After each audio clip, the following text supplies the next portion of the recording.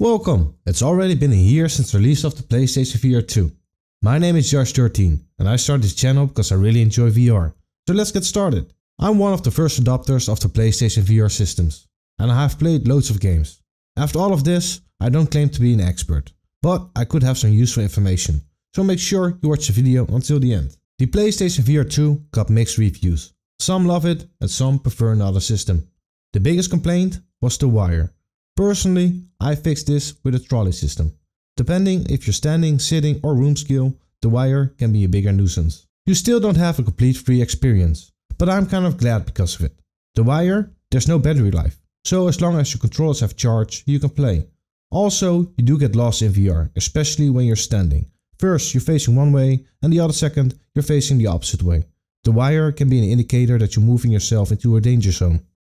The barrier is a must. I made it a bit smaller because I don't want to break things in my house and most importantly myself. But it all depends on how you're using the system. I do love the idea of a wireless VR, AR, PlayStation VR headset. We are getting closer to that, I'm sure. We can't get beaten by the Quest 3, can we? My biggest issue with the PlayStation VR2 is the lenses. And I know I'm not the only one. For some reason the lenses are getting scratched. And there's something what I believe is condensed behind the lenses because you sweat a lot during some games. I've seen pictures of coatings being wiped off. Not sure if that's because of they're using the wrong method or if the coating is not of high quality. One thing I can tell you, you're not getting a cleaning cloth, a cleaning brush or a cleaning solution with our system. You did get a cleaning cloth with the first system. It was a small touch, what I'm now more grateful for. Because now I had to invest in a glass insert to keep my lenses safe. The comfort of the headset is less than the first edition. What is a shame, because they had it nailed. Also, there are third-party solutions to make it more comfortable. I did have a scary start. One of my controllers was not working. There were broken systems that were received, but this is to be expected. But it always sucks when you're one of them. Luckily for me, I did a couple of resets and it started working. The Sense controllers are great. I really like the feel of them.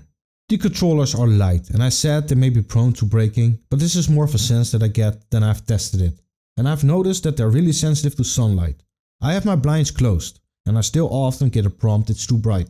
The tracking works pretty well. It's not flawless, but to be fair, it could be a variety of things when you're playing a game that your controllers are not working properly.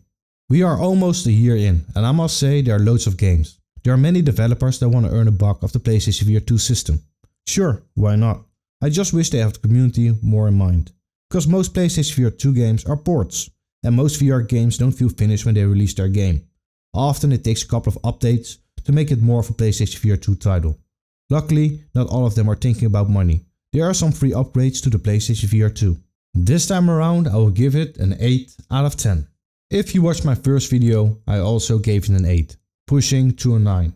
Well, if the games were more finished and the lenses were tougher, I will give it a 9.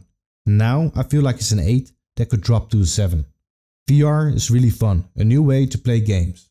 But it's not as immersive as one might expect. I mean, it's a screen on your face. It's not like you have a cable plugged into your head. People are pointing out that it's less comfortable than the first edition. And I agree. I know people that can't play more than an hour a day.